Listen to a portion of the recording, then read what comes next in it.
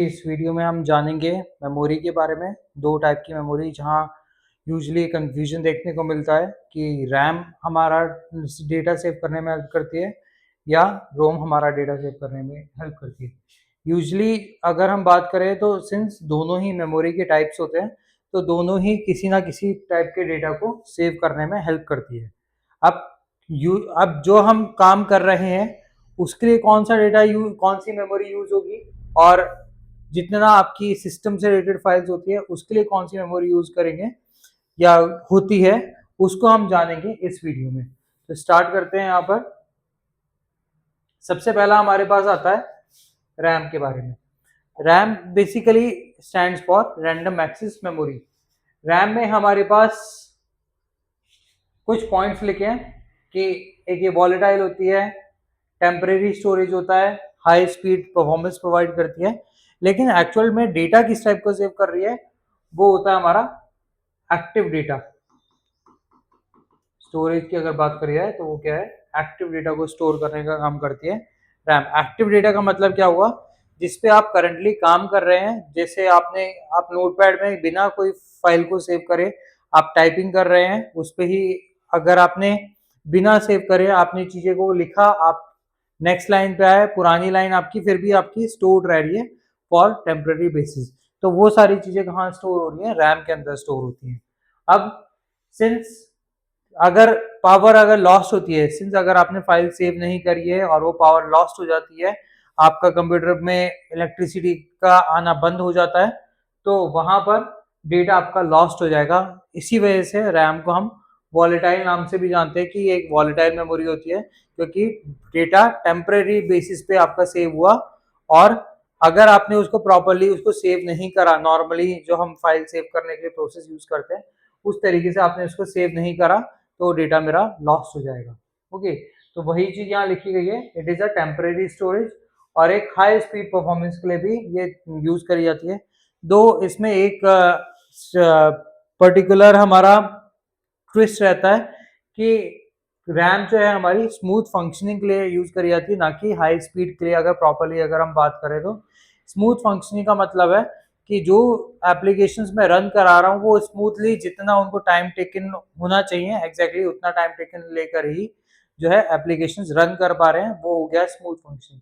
High speed का मतलब क्या हुआ कि उसी चीज को ज्यादा उसको उसी चीज को कम टाइम पे रन कराना ही हाई स्पीड कहलाएगा। स्मूथ फंक्शनिंग मतलब जितना टाइम टेकन उसको रिक्वायर्ड था उतना ही टाइम लिया जा रहा है और बिना लैग करे वर्किंग कर रहा है, तो वो हो गया हमारा स्मूथ फंक्शनिंग। तो आई होप रैम का समझ में आया होगा आपको कि एक्टिव डेटा को स्टोर करने में हेल्प करता है। नेक्स्ट बढ़ते हैं आगे, हम बात करते हैं टाइप्स की। टाइप्स में जो हमारा रैम होता है, चार कैटेगरीज में डिवीजन होता है इसका। S RAM, D RAM, S D RAM और डी डी आर रैम, जो कि बहुत यूज होने वाली, मोस्टली यूज होने वाली आपकी रैम का टाइप रहता है। देखिए, इसको हमें समझना पड़ेगा कि प्राइम जो हमारी रैम या रोम होती है दोनों ही प्राइमरी मेमोरी का पार्ट्स होते हैं। इट मींस एटलीस्ट आपको बेयर मिनिमम इतना तो आपको आपकी स्टोरेज होनी ही चाहिए, ये दोनों चीजें आपकी जरूरी होनी चाहिए कंप्यूटर में, तभी आप कंप्यूटर में वर्क कर पाएंगे। S RAM, D RAM, H D RAM और डी डी आर रैम, इन सब में अपने आप में अलग अलग रोल्स रहते हैं, अलग अलग फीचर्स रहते हैं, उनको जानते हैं आगे वाली स्लाइड में। सबसे पहला आता है S RAM, static random access memory. No refresh needed, यहाँ पर हमें कोई रिफ्रेश करने की जरूरत नहीं पड़ती है सिस्टम को, आपकी रैम को भी। वेरी फास्ट, एक्सपेंसिव भी होती है और use in cache memory. Basically हमारा जो डेटा हाल ही में ओपन करी हुई फाइल्स होती है वो टेम्परेरी बेसिस में एक मेमोरी होती है कंप्यूटर के अंदर जिसे बोलते हैं कैश मेमोरी, और वो कैश मेमोरी का डेटा ही सारा हमारा एस रैम स्टोर करके रखता है, तो उसमें हमें रिफ्रेश करने की जरूरत नहीं पड़ती है और ये सारा डेटा सिर्फ कैश मेमोरी का ही स्टोर करेगा सर। नेक्स्ट आते हैं डी रैम पे, डायनेमिक रैंडम एक्सेस मेमोरी। ये आपकी एक्चुअल मेमोरी है जहां पर हम बात कर रहे थे जो कि आपने नोटपैड में आपने कोई फाइल में कुछ लिखा, वो एक्टिवली आपके सिस्टम पे सेव हो रहा है, तो कहाँ से हो रहा है, रैम के डी रैम वाले पार्ट में। तो डी रैम में रिफ्रेश की जरूरत पड़ती है आपको, slower then S RAM, because cache memory हमारी फास्टेस्ट होती है और ये चीपर भी होती है और ये मेन मेमोरी की तरह एक्ट करती है। तो आई होप ये क्लियर हो गया होगा आपको। अब इसी में DDR रैम जो हमारी इंपॉर्टेंट होती है, आजकल जो यूज होती है DDR4 यूज करी जाती है। DDR भी कुछ नहीं है, DDR भी आपका similar type of he functioning करता है, डायनेमिक रैंडम एक्सेस मेमोरी को ही रिप्रेजेंट करता है, बस उसमें स्पीड का लेवल जो होगा वो थोड़ा डिफरेंट हो जाता है। तो DDR4 को रेकमेंड करा जाता है कि अगर आपको स्पीड को इंक्रीज करना है। ओके, तो आई होप ये क्लियर हो गया होगा रैम के बारे में।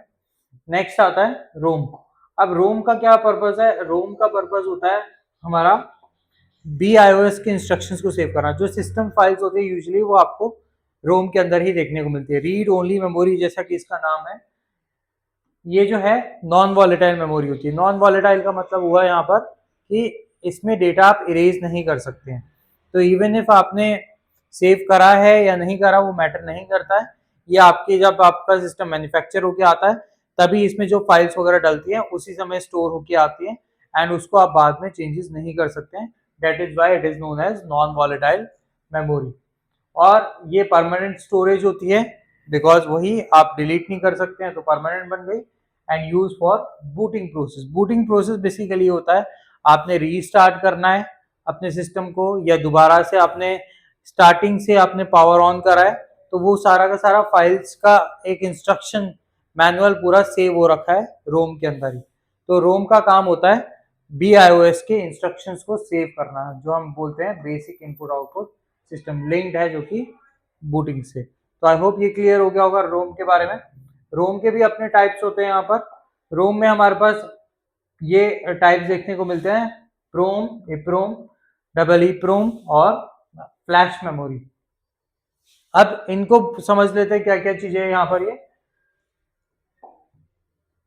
यहाँ पर सबसे पहला आता है प्रोम। तो प्रोम का मतलब होता है programmable read only memory.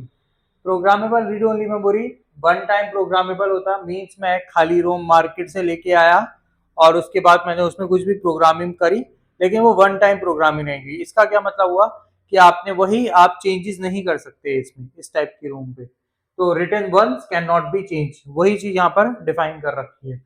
Use for permanent firmware. Firmware का मतलब हुआ आपका जो सॉफ्टवेयर है जो आपके से जो ऑपरेटिंग सिस्टम से कनेक्ट करेगा वो हमारी यहाँ पर यूज होगी प्रोम के अंदर। फिर आता है EPROM। EPROM का मतलब हो गया erasable programmable read only memory. ये यूके PCS का भी क्वेश्चन है, रह चुका है कि किस टाइप की मेमोरी का टाइप, रोम का टाइप जो है अल्ट्रा वायलेट रेज का यूज करके डेटा इरेज करा जा सकता है जिसमें।